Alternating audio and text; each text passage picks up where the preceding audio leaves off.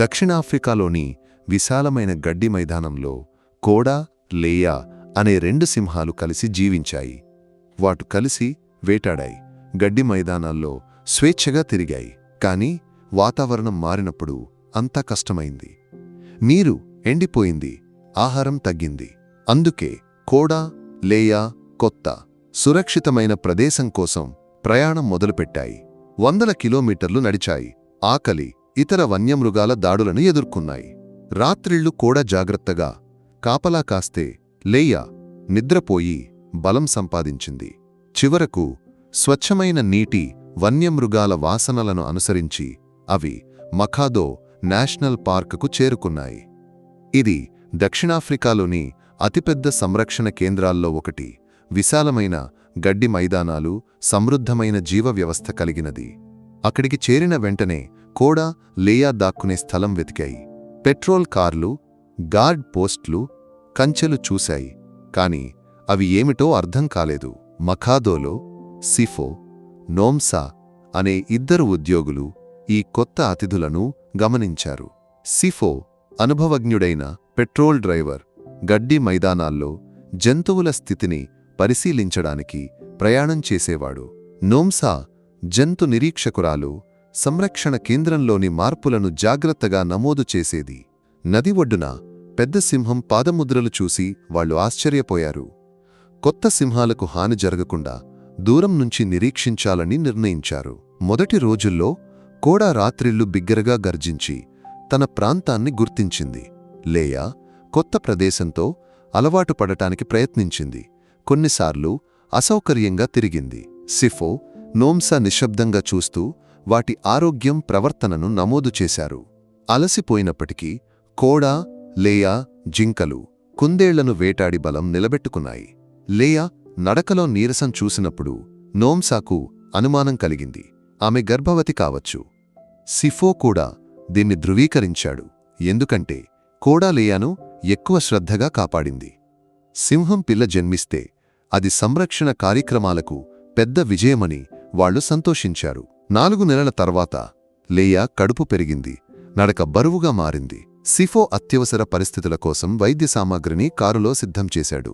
నోమ్సా లేయా విశ్రాంతి, ఆహారం, కోడా మానసిక స్థితిని ఖచ్చితంగా నమోదు చేసింది. అందరూ లేయాకు సాఫీగా ప్రసవం జరగాలని కోరుకున్నారు. కాని ప్రసవ సమయంలో సమస్యలు తలెత్తాయి.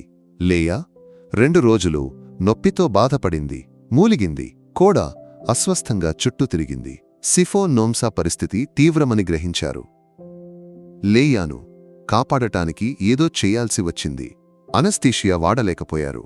ఎందుకంటే లేయా ప్రసవం చివరి దశలో ఉంది. కోడాను మత్తులోకి తీసుకెళ్తే లేయా భయపడి పారిపోవచ్చు లేదా దాడి చేయవచ్చు.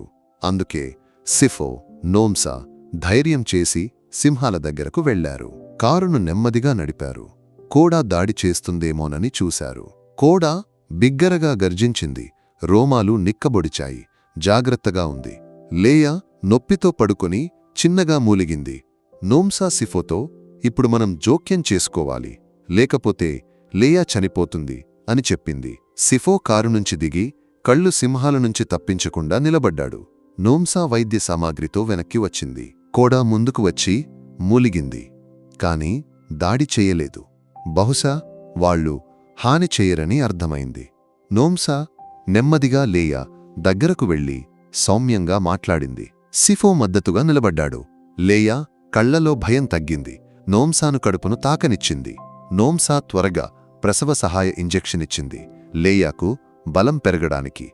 కోడా చిన్నగా మూలిగినా దాడి చేయలేదు. నోమ్సా, సిఫో వెనక్కి తగ్గి ఔషధం పనిచేయడానికి వేచారు. 2 గంటల తర్వాత లేయాకు తీవ్రమైన నొప్పి వచ్చింది. చివరకు ఒక సింహం పిల్ల జన్మించింది. కోడా పిల్లను నాకింది. లేయా అలసిపోయినా సంతోషంతో కళ్ళు మెరిశాయి. సిఫో నెమ్మదిగా ఆనందంతో అరిచాడు పిల్ల కదలడం చూసి. నోమ్సా పిల్లను పరిశీలించి అంతా సవ్యంగా ఉందని నిర్ధారించింది. లేయాకు మళ్లీ టానిక్ ఇంజెక్షన్ ఇచ్చింది, త్వరగా బలం తిరిగి రావడానికి. కోడా వాళ్లను చూసి కృతజ్ఞతలా అనిపించింది. సిఫో, నోమ్సా వెనక్కి తగ్గి సింహ కుటుంబానికి శాంతి ఇచ్చారు. సింహం, పిల్ల మోసి, లేయా సంరక్షణలో ఆరోగ్యంగా పెరిగింది. లేయా మోసిని నాకింది, ప్రేమతో మూలిగింది. సిఫో, నోమ్సా కారులో కూర్చొని ఆ క్షణాన్ని ఆస్వాదించారు. హృదయం సంతోషంతో నిండింది. వాళ్ళు సింహాలకు పేర్లు పెట్టారు. కోడా ధైర్యానికి చిహ్నం, లేయా ఆశకు, మోసి కొత్త ప్రారంభానికి. లేయా స్థిరంగా ఉందని నిర్ధారించిన తర్వాత సిఫో కారు నడిపాడు. నోమ్సా ఇప్పటికీ సింహ కుటుంబాన్ని చూస్తూ ఉంది. సాయంత్రం గాలిలో వాళ్లు తిరిగి వెళ్లారు. నోమ్సా కళ్ళు చెమ్మగిల్లాయి. ఒక జీవిని కాపాడినందుకు గర్వపడింది. సిఫో, ఇది నా ఉద్యోగంలో మరచిపోలేని రోజు అన్నాడు. మరుసటి రోజు పెట్రోలింగ్ సమయంలో కోడా, లేయా గడ్డికొండ నుంచి వాళ్లను చూస్తున్నాయి. మోసి తల్లి కాళ్ల కింద తడబడుతూ నడిచింది. ఆసక్తిగా చూసింది. కోడా ఇప్పుడు మనుషులను చూసి గర్జించలేదు. ఒక విశ్వాసం ఏర్పడినట్లు అనిపించింది. నోమ్సా ఈ కుటుంబం మఖాదోలో సురక్షితంగా జీవిస్తుందని నమ్మింది. సిఫో తన డైరీలో మోసి జననాన్ని ముఖ్యమైన మైలురాయిగా నమోదు చేశాడు. కోడా, లేయా, మోసి కథ మనుషులు, వన్యప్రాణుల మధ్య ప్రేమకు నిదర్శనం. ప్రతి పెట్రోల్ సమయంలో సింహ కుటుంబం వాళ్లను చూసి నిశ్శబ్ద కృతజ్ఞతలా అనిపించింది. మోసి పెరిగింది. తల్లితో వేటాడటం నేర్చుకుంది. తండ్రితో గర్జించి ప్రాంతాన్ని గట్టిపరిచింది. కోడా గంభీరంగా లేయాను కాపాడింది.